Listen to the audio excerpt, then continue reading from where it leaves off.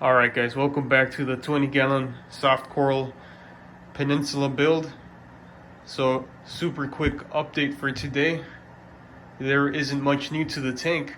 We have a few new corals, so let's take a quick look at those. We've got this Purple Cepistularia. I picked up this really nice sized piece from Tidal Gardens. It's a very nice soft coral, probably my favorite. Sways gently in the current. We also picked up these two zoas. I actually picked up about four or five different pieces. We have this blue steel zoa on the left. I forgot the name of most of them. We have this green with orange center. We have the bloodsucker zoanthids over here. We still have the watermelon WWC. The green toadstool actually closed up for a couple of weeks and shed its outer layers. So now we have a much bigger toadstool than before. It's pretty cool. Once they shed and come back, they're usually bigger. So you can see the stalk is longer, and overall the center, the top of it is a lot bigger, a lot thicker. So that's really awesome. So we still have the Recordia over here, getting nice and big. We got this purple zoa. This is the one I like the least. It's not really fluorescent at all. It's got a nice little purple color to it, but you can't really, it doesn't really shine out with the blues. I got this from a local reefer. I'm blanking on the name of this one, but it's a really popular one. It has huge polyps compared to the other ones. And last but not least, we have this other blue center zoa. So yeah, just new zoas basically, and the Cepistularia. We still have the Symposium up here getting nice and big. So what I ended up doing is actually just turning off the wave maker. I was running the E-Flux. I actually returned that one because I had this Hydro one sitting around. And this one is actually, I would say, stronger probably. But to be honest, I don't really need it with the soft corals. I have a 350 gallon per hour return pump running here in the third chamber. And to be honest, I think it's enough flow for this tank. It provides kind of a sine flow, kind of a wave motion like output from the nozzle.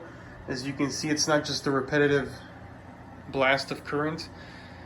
So since these are all soft corals, I figured let me try and see how it goes with just the return pump.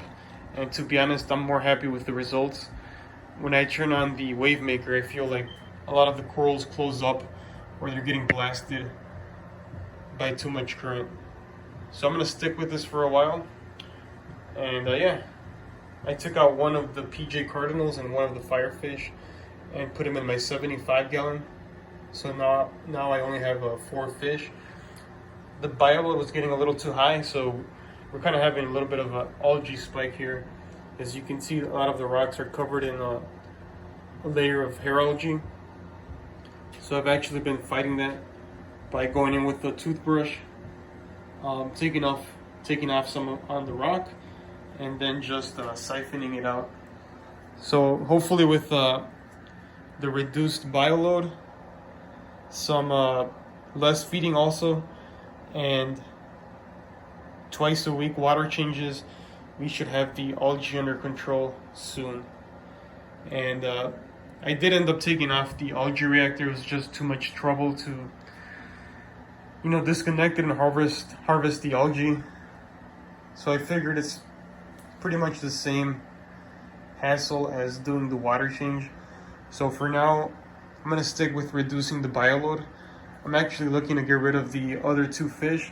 I'm probably gonna stick with just the 2 clownfish so that I can get over the algae while the tank matures and is covered with coral. And maybe down the road add another 1 or 2 small fish. But since I already have one of each of these fish in my main tank, I'd rather get a different pair of fish later on. So that's pretty much it. The tank is running with minimal equipment. I just have the return pump, the LED, the heater, and the ATO system. So just 4 plugs. Very minimalistic, beautiful looking tank. So that's pretty much the update for now. Nothing much going on. Let's see if by the next update we have the zoas onto a rock, and I'm waiting to get the algae under control first before I go ahead and do that. But once the algae is kind of gone from the rocks, we will go ahead and put some of the corals onto the aquascape. Alright guys, so that's pretty much it for today's update.